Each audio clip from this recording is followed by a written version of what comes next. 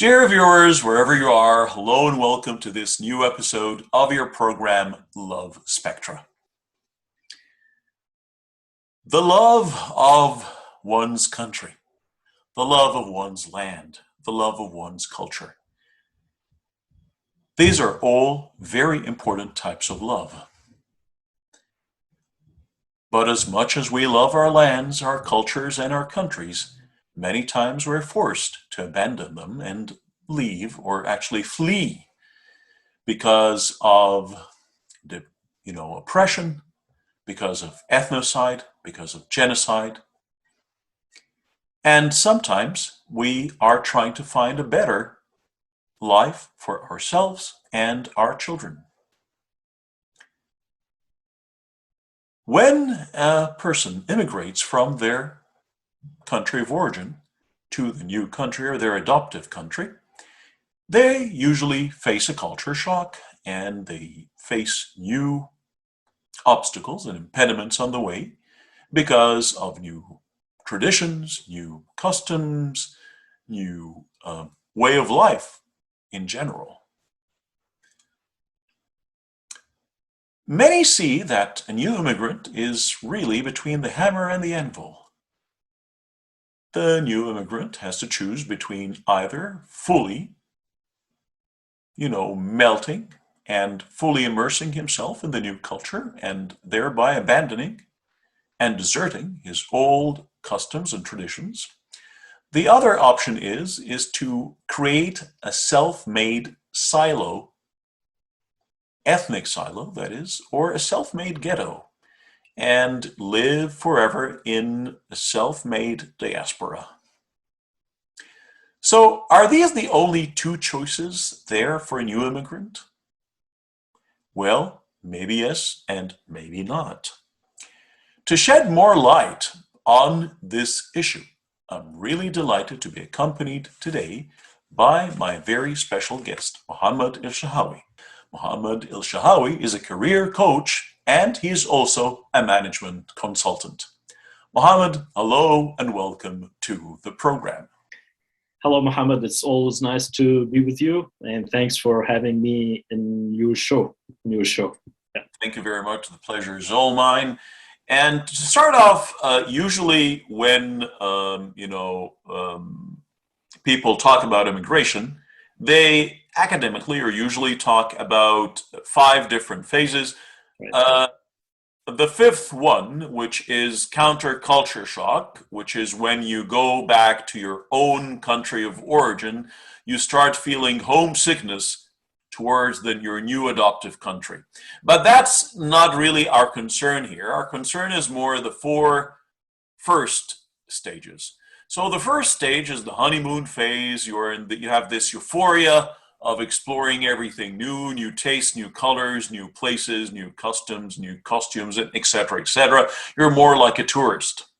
The second phase is what we call the rejection phase, when I reject everything. I don't like this, I don't like that. This is different from what I was accustomed to. Third stage is what is called the regression. So instead of progressing, you would regress. And you start like feeling there's nostalgia, there's homesickness.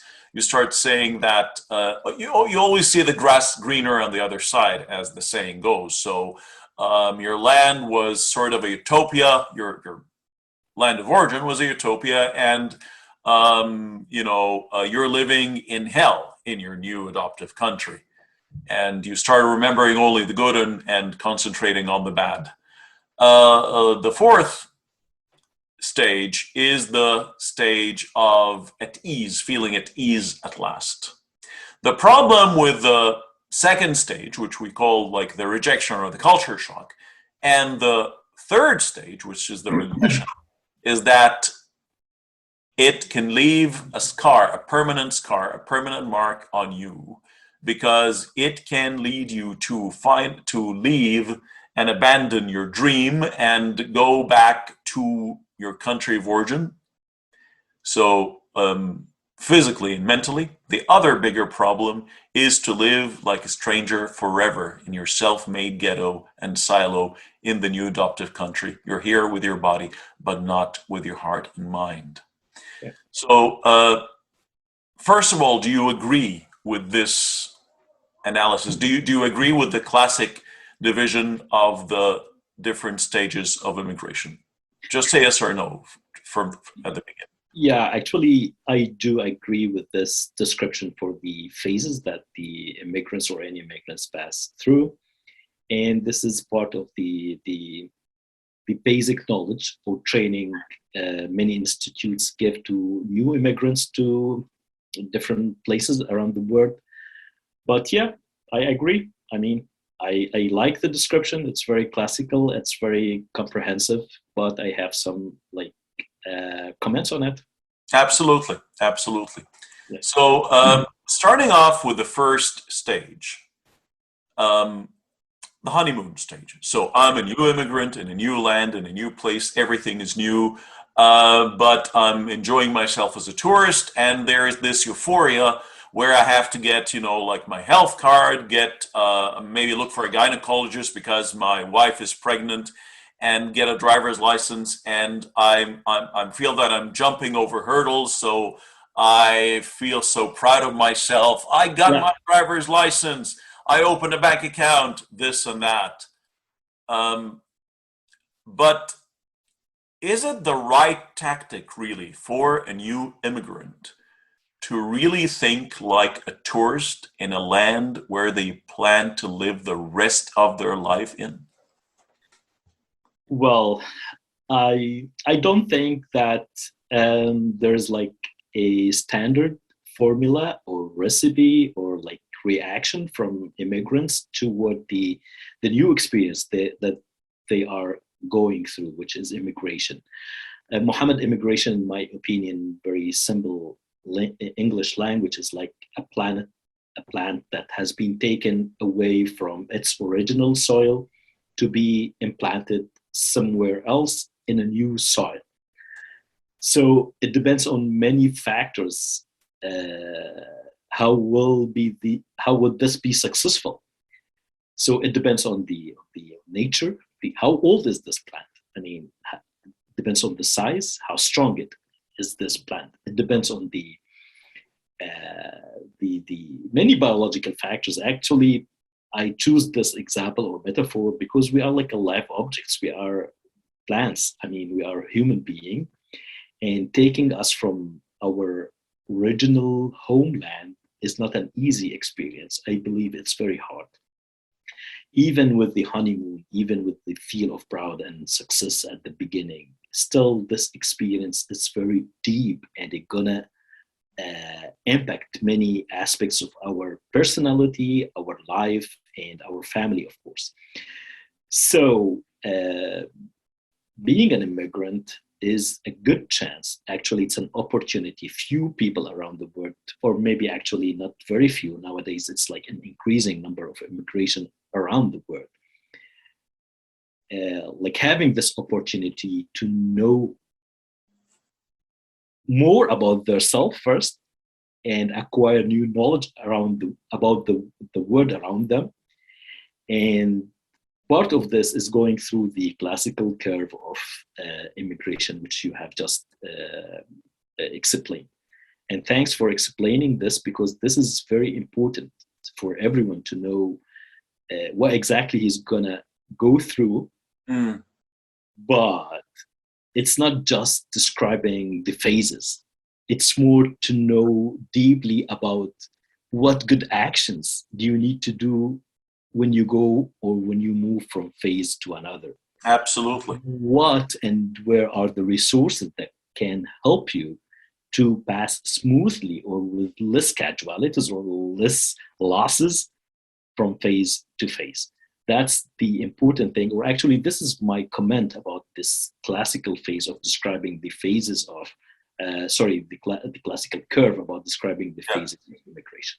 So, is it fair to say that a tourist would think like a person a guest at a hotel room, Yeah, but an immigrant would think like the owner of a new house. So absolutely. the guest in a hotel room does not care very much about the history of the hotel, if Mhm. it's facing any financial difficulties. They don't care about their neighbors in the neighboring rooms because it's just a temporary time. And if there are things I don't understand, I don't like, I don't care because I'm going back. While the immigrant, no, I'm moving to a house, I'm buying a house, so I must know every single detail.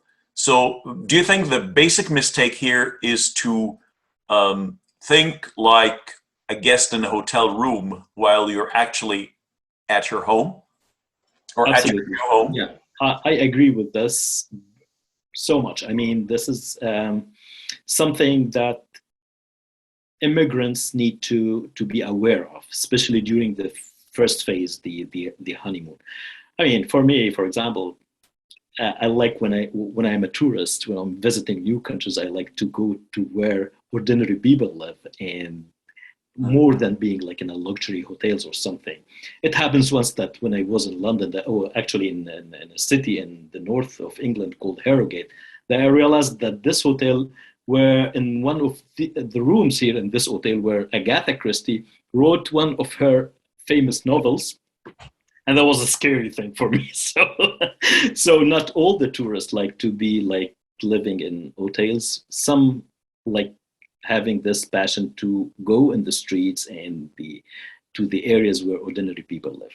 But overall, what you have just said is very relevant to the case here. Yeah, So moving to the second, and like in my humble opinion, I see this second and third phase to be the most dangerous, where you are most vulnerable, really. Um, in the second phase is the, rejection phase. So everything's different from what I was used to in my country of origin. And here again, people say that an immigrant would have necessarily crossed thousands of miles or kilometers to come to their new adoptive country. So you've made this huge physical leap from your country A to country of origin to your new adoptive country. But um, how come is it that you don't expect a similar leap in the psychological or socioeconomic environment? my answer is very simple and straightforward. Is the lack of good preparation for this important decision or important step in a life, in a person's life. So going back to phase one, I mean the honeymoon. I'll come back to the rejection phase. There's like an important advice that I would give to any new immigrant during the honeymoon. Don't get excited or super excited about the new homeland, or get super reaction or reactive to the promotions or to the activities around you. And you need to watch your wallet, you need to watch your spending, and you need to look, instead of acquiring stuffs like different stuffs, to focus on acquiring knowledge, awareness about the place around you and the law and all the social dynamics around you as much as you can. And don't be involved in the long-term agreements or signing big contracts or making high value deals or anything. Then when you go by time to the second phase with the rejection phase, always remember what you have just said. It was a decision. It was a decision. I mean, immigration is a decision. Some of us were or, or be obliged, or there's a big obligation on them to take this decision in a very fast way, like for personal safety or family safety. Or I mean, some people have to leave their countries and immigrate to another countries, like what's happening now in the war between Russia and Ukraine. So, but in most of the cases, you need to be well prepared to this important step, and you need to develop your checklist of items and that you need to study well and be prepared about. And you need to listen to an expert who can give you a valid and sincere advice about each single item in your checklist. And I would like to warn many of the immigrants or potential immigrants to go for the official and trustworthy resources to acquire the needed knowledge about the new experience. Because, as you know, Mohammed, there's a lot of investment, unfortunately, in dreams, in people's dreams about immigration and starting new life around the world. So I would say that you need to be very selective about the sources where you get your information from, and this will help you to build a realistic approach to the new homeland, realistic approach based on real expectations. Because you're not gonna stay in the box of expectations. At a certain point, you need to move from expectations to execution. You need to have to build a success. You need to find a job. You need to settle your family. You need to build relationships. You need to achieve something. So you will not stay in the expectations, but you need to move from correct or valid expectations to execution. And here is the main challenge where you need to perform and work hard and build the capacity to live in the new homeland. Absolutely, and it's always very important to remember that you were not kidnapped or you were not abducted. Right? So it was a voluntary choice. So you voluntarily, with your own free will, chose to leave your country of origin and come to the new land. Yep. So there must be reasons for that, which takes us to phase 3, actually, which is the regression phase. So I start to regret things, and I start to regress as well. Okay. So I start regretting coming here and leaving behind all the beautiful memories I had there. I lost my beautiful house. I left my great family. I lost my very prestigious position, and so on and so forth. And maybe I lost my profession that I studied and I, spent a lot of years in. Have a very extensive experience there. Exactly. And now I start feeling that I'm just, regressing. I'm going back, and I start seeing my land as a utopia, my home of origin and my country of origin as utopia. It's like a flawless society where all the flaws and all the difficulties and all the the negative points are found in my new adoptive country. So again, what is the antidote for this? Yes, Mohammed. I think it's okay for everyone who has this feeling to accept it. I mean, it's okay to feel sad. It's okay to feel like regretting something happening into life, happening to yourself. But you need to know that just feeling like regretting and staying in this zone will not help to improve the situation. This is the second step that you need to do. You try to improve the situation. I don't think there is utopia anywhere around the world. I mean, you didn't miss a utopia. There was a big reason that you took this decision to leave your homeland where you got all the memories that you have just talked about and have this new approach in life. You have this new experience. Actually, immigration is an experience. It's not the end of the world. You might go back to your home country. You might go to another place. The world is very small now. It's a small village. We are super connected. I mean, cultures are like traveling every day through the internet, through the wires and wireless sometimes. So it's not that big impact, but it's okay to feel sad about this for a while, but you need to improve your situation. You need to achieve success. You need to start with quick wins. I mean, those quick wins will help you to elevate your confidence and feel that you are contributing. And you need to get the chip off your shoulder. I mean, it's not you have to be like exactly similar to the new culture, to the new people. You are different. You are beautiful because you are yourself. And you need to start culturally adding more than culturally fitting.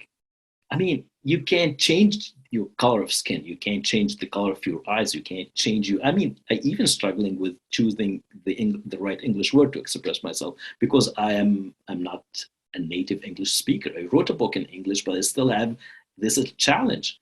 But I feel it's okay. I can add to the community by teaching my original, my native Arabic language to anyone who would like to learn this. This is how you move from trying to be all the time a cultural fit to a cultural add person or personality. So this is important. I mean, during the second phase, when you feel all these negative feelings, it's okay, accept, but try to improve the situation by hard work. This is my only advice in the second phase.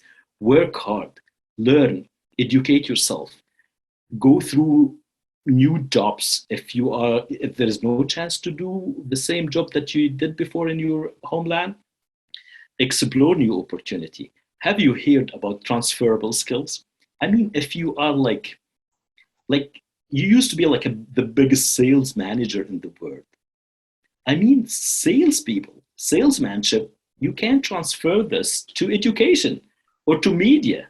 I mean, those people try to educate other people. Those are a salesperson in nature. They try to sell something, an idea. So there's a lot of transferable skills that you can use. Don't be like framed in a job title. Project manager, you used to be a project manager back home. Okay, that's okay. Can you do event management here? It's the same job. You are dealing with tasks, time, resources, or budget, people. It's the same transferable skills that you need. You just need to be flexible and accept and try to take it from there to a higher level. Now, moving to stage 4, which is the very, very controversial one, Yeah. which is to feel at ease at last. Okay. In this stage, you can start to understand the new cultural jokes, the new cultural norms. Yeah. You don't feel that you're targeted anymore. You are starting to feel at home. Accepted. Exactly. Kind and, of.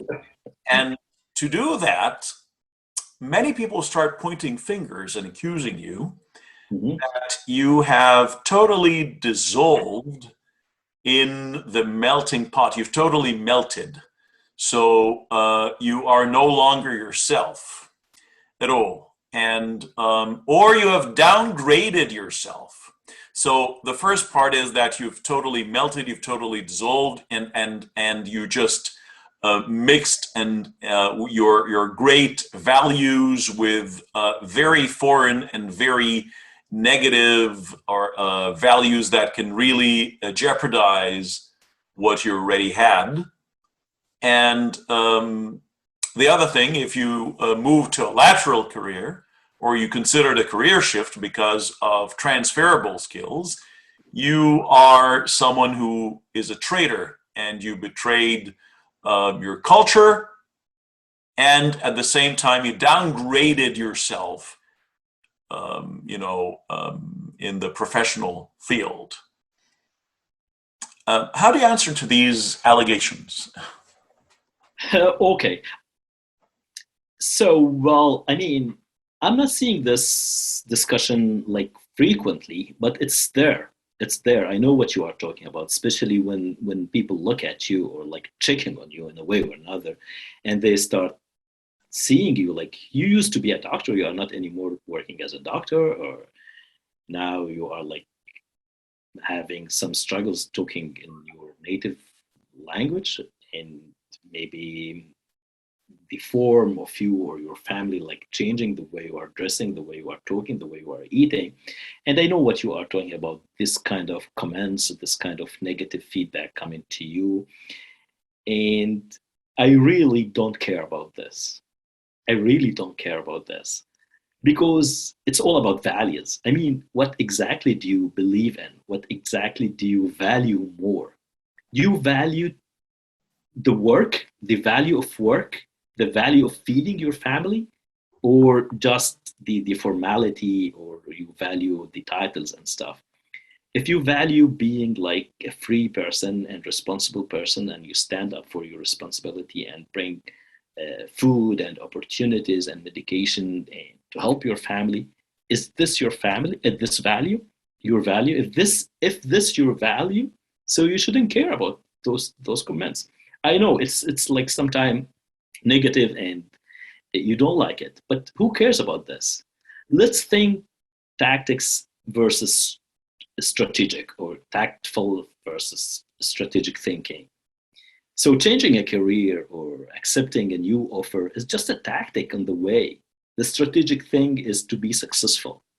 So if you really admire or appreciate achieving something and being successful, you should not be so much worried about short-term tactics on your way. So this is my understanding. I really don't care about those negative people trying to comment on your behavior, as long as I go in line with my core value system or core values. Now, a person who's considered a role model actually for a lot of new immigrants today is What's that? Sorry, Mohammed, I couldn't get. a person who's considered as a role model Yeah. for a lot of new immigrants today in Canada and in North America by and large is a person called Nick Noorani, or Naeem Noorani. He is an immigrant of Indian origin. He was he spent a lot of his years working in the field of advertising. Okay. And he had all the connections, and he had a very good paying job, but he decided he was looking for a better quality of life in general for his family, so they decided to immigrate to Canada. Okay. And he had a lot of savings, but as much as he had a lot of savings, he was used to a very high standard of living, which required a lot of spending too. So I always see them, directly proportional to one another. So the more your income is, or the more your savings are, the more your spending is. Okay. So at the same time, there's no big difference really. But because he insisted and he froze, he fossilized actually, saying that I'll only work in advertising and nothing else. He started spending and spending and spending until he lost all of his, savings. And instead of, opting for a managerial position in the advertising field, he started flipping burgers at a burger joint. Now, this person today is one of the greatest publishers in Canada, North America. He's a very successful immigrant. He is a public speaker, and he's consultant for many organizations and a lot of people. And he has the Canadian Immigrant magazine. Now, his top secret was changing the perspective. Look at it from a different angle. Correct.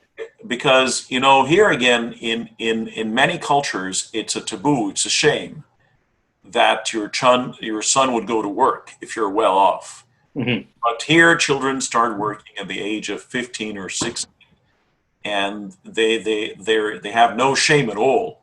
Like cleaning washrooms. Actually, they're proud of their work. Right. Proud of it. So,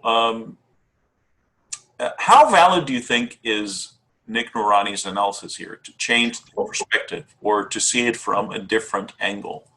Ooh, this is very interesting story. I mean, I actually didn't get to know this person. I thank you that you mentioned this name and brought this to the discussion, because actually this is a good story to tell. This is a positive and motivating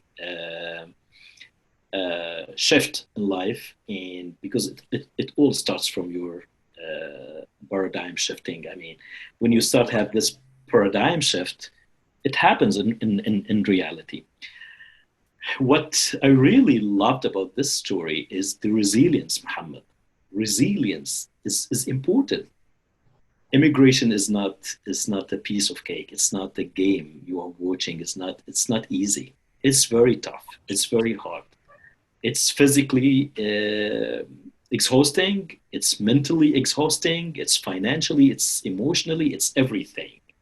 But that's okay and that's accepted. And this is life. C'est la vie, as they say in French. You may correct me. And resilience is important. And I would add to this couple of other things. Like, try to be simple. Try to be simple in thinking. Try to be simple in living. I mean, forget about consumerism. Forget about consuming so much material or stuff as you used to be. Don't buy anything because it's good to have. No, just focus on the essentials and go invest in yourself. I mean, forget about competition. Forget about that type of negative competition when you focus on others more than on yourself. Try to learn something new. Try to build capacity. Try to improve your situation.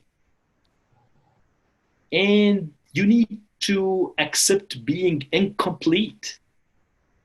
You are a human being and you are an immigrant. You are in a new country. You are in a new culture, new neighborhood, new sometimes software programs that you are not aware of or you are not adapted to. So accept not to be complete. I mean, good enough, move on. When you achieve something and it's not like 100%, but it's working, it's okay. Move to another step. Achieve quick wins in your life and in your career.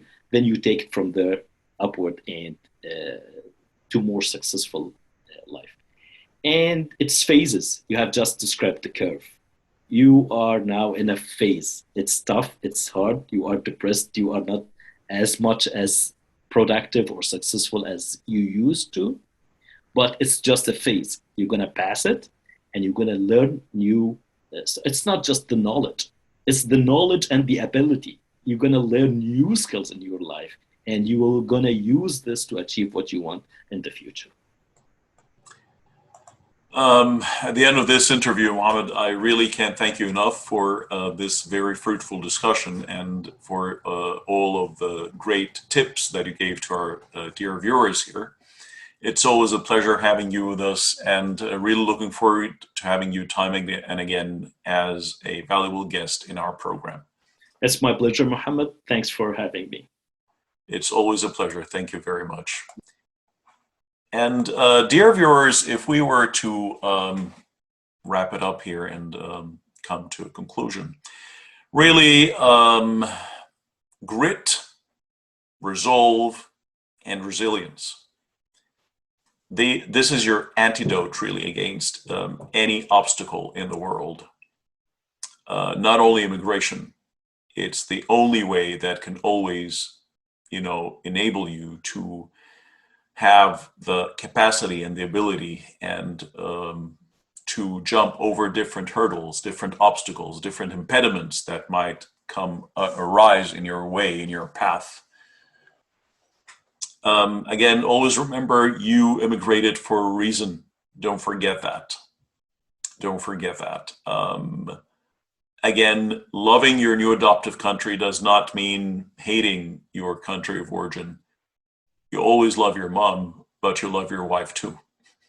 You did not choose your mom. She'll always be your mom. And you'll always have this, love towards your mom. But again, you chose your wife. She chose you. There is something mutual. There's a mutual need between both of you, and you satisfy one another. So definitely you can love your wife with all your heart, but at the same time, you would still love your mother. So it's not either this or that. And if you're really trying to choose between both, you're putting yourself in double jeopardy, really, for nothing. And again, it's very important to never take anything for granted. And this is the spirit of the modern world. And when I say the modern world, I'm talking about the world since the time of the Enlightenment and the Renaissance, or even before. We're talking about Cartesian doubt.